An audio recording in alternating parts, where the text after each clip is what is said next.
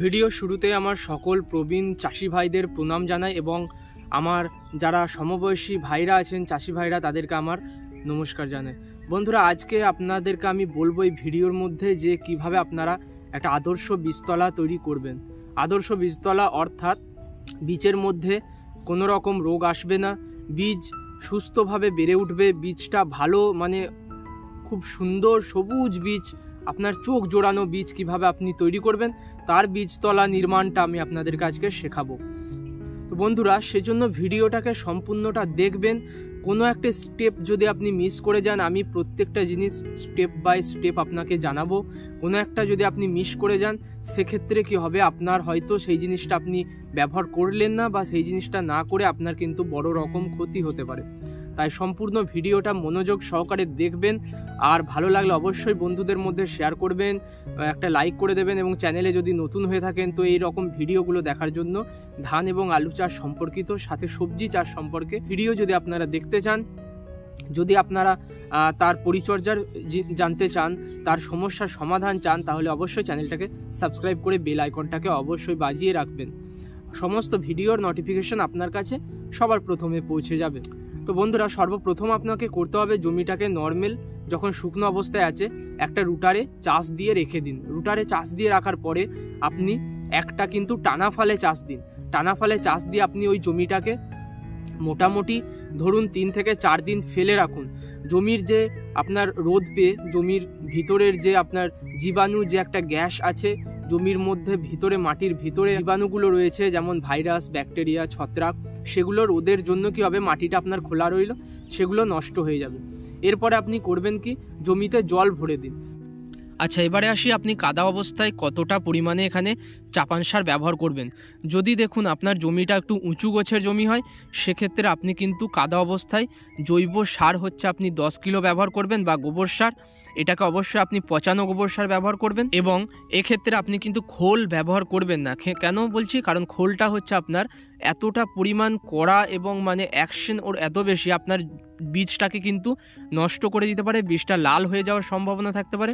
তাই কাদা যদি আপনি 7 দিন 10 দিন ফেলে রাখতে পারেন তবেই খোল ব্যবহার করবেন, না হলে কিন্তু টাটকা আপনি জমিতে খোল দিয়ে যদি বীজটা ছড়িয়ে দেন, সেক্ষেত্রে আপনার বীজে কিন্তু ক্ষতি হয়ে যাবে। তাই আমি যেটা বললাম যে 10 কিলো আপনি জৈব সার নেবেন বা গোবর সার নেবেন, শুকনো বা পচানো গোবর সার, তার সঙ্গে আপনি 1 কাঠার জন্য কিন্তু 1 কেজি 10-26 ব্যবহার করবেন এবং 500 পটাশ, 1 কেজি 10-26 এবং 500 পটাশ। ইউরিয়া কিন্তু দেবেন না, এটুকু আমার অনুরোধ, ইউরিয়া দেবেন না। এতে করে আপনার পরের দিকে এই যে বীজের মধ্যে কিন্তু ধসা রোগের প্রকোপ দেখা দেবে, বীজটা লাল হওয়ার সম্ভাবনা থাকবে, পাতাটা চওড়া হয়ে যাবে।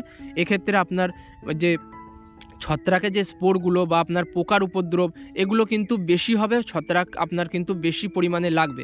ইউরিয়া দেবেন না, বাকি সারটা আপনি কিন্তু ওই কাঠায় 1 কেজি হিসাবে ব্যবহার করুন। তারপরে দেখুন বীজের কিন্তু কীরকম পরিমাণে ভালো বীজ আপনার হবে, কীরকম গ্লেজ মারবে আপনার বীজে। তারপরে রুটারে আপনি কিন্তু একটা কাদার মতো করে দিন, যেটাকে বলে হচ্ছে চাষময় করার পরে এই কাদা হয়ে গেল। কাদা অবস্থায় আপনি জমিতে কিন্তু জল ভরে কমপক্ষে 3 থেকে 4 দিন এইভাবেই জল ভরে রেখে দেবেন। জল ভরে রেখে দেওয়ার পরে আপনার জমিটা যখন দেখবেন, জমিতে আসবেন, জমিতে এসে যখন দেখবেন যে মাটিটা অনেকটা কাদা পাঁকের মতো হয়ে গিয়েছে, তখন কি করবেন না, আর একটা রোটার নামিয়ে কিন্তু ভালোভাবে আরেকটা কাদা করে দিন। কাদা করে দেওয়ার পরে জমিতে যেখানে যা উঁচু নিচু রয়েছে, কোথাও যদি হয়তো ধানের আপনার বিচালি থাকে, কোথাও হয়তো কিছু আপনার উচ্ছিষ্ট রয়েছে, আগাছা রয়েছে, সেগুলোকে ফেলে দিয়ে সমান করে আপনি একটা কাঠের মই দিয়ে টেনে একদম যেরকম বীজতলার লেভেল হয়, আপনার মেঝে যেমন লেভেল হয় সেরকম লেভেল করে দিতে হবে। আর চেষ্টা করুন বীজতলায় আপনি কিন্তু ড্রেন করে দেওয়ার, আপনি হয়তো ওই 4 হাত 5 হাত অন্তর কি করবেন না, একটা করে নালার মতো করে দেবেন। ওতে করে কি হবে, আপনি বীজটা যখন ফেলবেন, বীজটা ফেলার পরে আপনার যে নালা আছে সেই নালা দিয়ে আপনি জলটাকে কিন্তু কেটে বার করতে পারবেন। আলপথ হয়তো আপনি একটা কাটলেন এবং বাকিগুলো কিন্তু আপনার জলটা নালা দিয়ে ওই আলপথের গা দিয়ে হয়ে বেরিয়ে যাবে। তো এটা আপনার একটা পদ্ধতি, যেটা অনেকে করে থাকেন। অনেকে করেন কি, শুকনোই বীজটা ছড়িয়ে দেন এবং তারপরে জল ভরে দেন, সেক্ষেত্রে বীজ কিন্তু অনেকটা অপচয় হয়। কিন্তু আপনি যদি এইভাবে কাদা করে বীজটা ছড়ান, সেক্ষেত্রে ঘাস যেমন কম হয়, আপনার কিন্তু বীজটা সবটা বের হয় এবং ভালো বীজের গুণগত মানটা কিন্তু ভালো হয়। এরপরে বন্ধুরা আপনার যে যতক্ষণ জমিটা কিন্তু এইভাবে জলটা পড়ছে বা আপনার কাদা তৈরি হচ্ছে, সেই সময় আপনি কি করুন না, আপনার যে বীজটা রয়েছে অবশ্যই একটা ভালো মানের, একটা উন্নত প্রজাতির, একটা মানে উচ্চ ফলনশীল বীজ ব্যবহার করুন। বোরো ধান যেহেতু ফলন আপনাকে কিন্তু সবসময় মাথায় রাখতে হবে যে আমাকে কিন্তু 18 বস্তা মানে 60 কেজির বস্তা হিসাবে 18 বস্তার বেশি সবসময় 1 বিঘায় ধান কিন্তু রাখতে হবেই। এই টার্গেট করে আপনাকে কিন্তু চাষটা করতে হবে। তো এরপরে কী করবেন না, আপনার এই যে বীজ আপনি সিলেক্ট করলেন, বীজটাকে আপনি কি করবেন একবার রোদে দেবেন, ভালোভাবে রোদের মধ্যে দিয়ে শুকনো একদম ভালো করে 2-3 মানে বার আপনি রোদে কিন্তু দেবেন। ওতে করে কী হবে, বীজের মধ্যে যে জীবাণুগুলো রয়েছে, অবশ্যই বীজ যদি আপনি ভালো মানের ব্যবহার করেন সেক্ষেত্রে আপনার যে কোম্পানির কাছ থেকে বীজ নিচ্ছেন তারা কিন্তু শোধন করেই দেয়। তবু আপনি কি করবেন, নিজের থেকে অবশ্যই একবার থিরাম ব্যবহার করবেন, কিংবা আপনি কিন্তু আপনার হচ্ছে ব্যাভিস্টিন ব্যবহার করতে পারেন। সেটা দিয়ে রোদে প্রথমে দিলেন, রোদে দেবার পরে বীজটাকে ঠান্ডা করবেন, ঠান্ডা করে ওই ব্যাভিস্টিন ভালো করে হালকা আপনি ছিটিয়ে দেবেন। ছিটিয়ে দেবার পরে কিন্তু আপনার রেখে দেবেন বীজটাকে রোদে দেবার পরে। তারপরে ঠান্ডা হয়ে গেলেই কিন্তু জলের মধ্যে চুবিয়ে দিন। জলে ভিজিয়ে দেবার পর আপনার বীজটা কিন্তু 24 ঘন্টা জলে ভিজবে। 24 ঘন্টা ভেজানোর পর বীজগুলোকে কি করুন, জল থেকে তুলে নিয়ে একটা সুতলির বস্তা বা যেখানে আপনার কল করবেন আপনি মানে অঙ্কুরোদ্গম করবেন, সেই আপনি জায়গাতে কিন্তু ভরে দিন। তাতে সেটা আপনার কাপড় হোক, কোনো একটা কাপড় ব্যবহার করতে পারেন, কিংবা আপনি এখানে ব্যবহার করতে পারেন হচ্ছে খড়ের বিচালি, বা আপনি কিন্তু সুতলির যে আলুর বস্তাগুলো হয় সেগুলোই ব্যবহার করতে পারেন। আমাদের এদিকে সুতলি আলুর যে বস্তাগুলো হয় সেগুলো ব্যবহার করেই কিন্তু বীজটা অঙ্কুরোদ্গমটা করানো হয়। তো এটা আপনি ওর মধ্যে ভরে দিলেন। ভরে দেবার পরে আপনার মোটামুটি 2 দিন এখানে কল হতে লাগবে বা অঙ্কুরোদ্গম হতে কিন্তু সময় লাগবে। কারণ শীত যদি খুব বেশি হয়, কোঁকড়ানো ঠান্ডা হয়, তাহলে কিন্তু 2 দিনেরও অধিক লাগতে পারে। যদি ঠান্ডাটা কম হয় অবশ্যই আগে ভাগে আপনার কিন্তু অঙ্কুরোদ্গমটা হয়ে যাবে। আপনি 2 দিন পরেই যখন দেখবেন বীজ আপনার বীজে অঙ্কুরোদ্গমটা একটু একটু মানে মুখগুলো ফেটেছে, হালকা একটু সাদা অংশ দেখা দিচ্ছে, সেই সময়ে কি করুন না, বীজটাকে আপনি কিন্তু জমিতে ছড়িয়ে দিন। বীজটাকে জমিতে ছড়িয়ে দেবার পর আপনি কিন্তু যদি সকালবেলায় বীজটা ছড়ান, বিকেলবেলায় অবশ্যই গিয়ে জমির যে সমস্ত জলটা আপনি দেওয়া ছিল, জমির যে স্বচ্ছ জলটা ছিল সেটাকে বের করে দিন। বের করে দেবার পর আপনি কিন্তু 1 দিন ওই জমিতে আর কোনো রকম জল দেবেন না, এবং 1 দিন পরে গিয়ে আবার কিন্তু ওর মধ্যে জল ভরে দিন।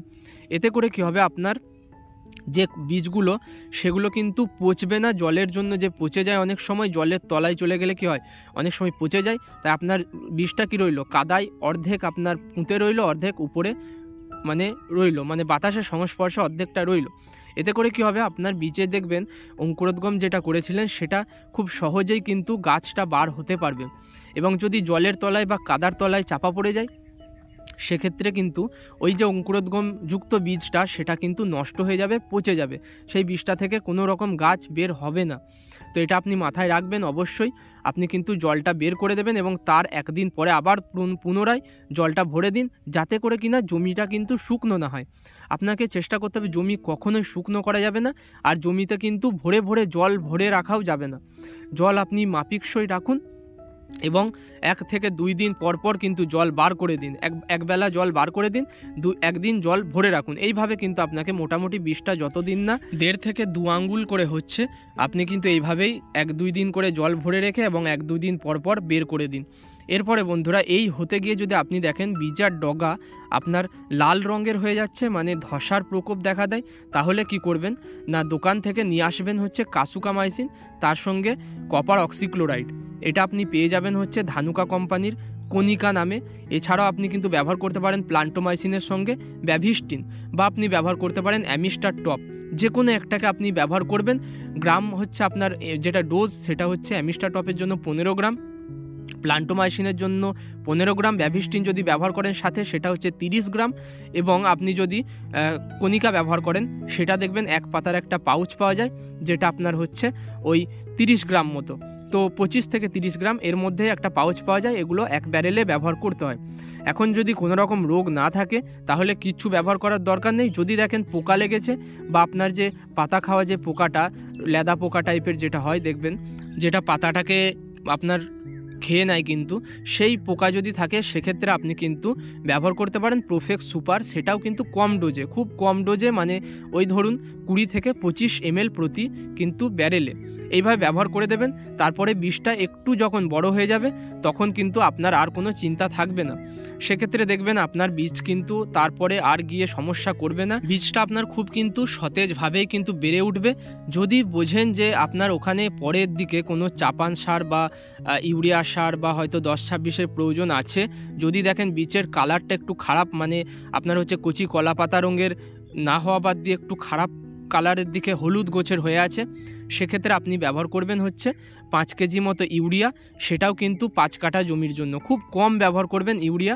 সাথে কিন্তু 14-35-14 যেটাতে এনপিকে আছে, মানে হচ্ছে 10-26-26ও ব্যবহার করতে পারেন, বা সুফলা বা 14-35-14 যাতে নাইট্রোজেন, ফসফেট এবং পটাশ রয়েছে সেরামযুক্ত একটা সার কিন্তু আপনি 5 কাঠায় 5 কেজি বা 7 কেজি এরকম ব্যবহার করতে পারেন। মানে কাঠায় 1 কেজি ব্যবহার করাই কিন্তু আপনার আদর্শ এবং যথেষ্ট, ওর বেশি প্রয়োজন হয় না। যদি দেখেন বীজের অবস্থা, বীজের কালার খুব ভালো রয়েছে, সেক্ষেত্রে উপর থেকে পরের দিকে কোনো রকম চাপান সার দেবার প্রয়োজন আপনাকে হবে না। তো এই ছিল আমার ভিডিওই। এর পরেও আপনাকে আমি বীজতলার আর মানে বীজটা যখন আরেকটু বড় হবে সেই সময়কার ভিডিও আপনাকে আমি বলবো, সেই সময় কি পরিচর্যা করবেন তারও ভিডিও কিন্তু নিয়ে আসবো। তো চ্যানেলটাকে সেই জন্য সাবস্ক্রাইব করে রাখুন। আর বোরো ধানের উচ্চ ফলনশীল বীজের সম্পর্কে যদি জানতে চান সেক্ষেত্রে চ্যানেলে কিন্তু ভিডিও দেওয়া রয়েছে, সেটাকে চেক আউট করতে পারেন।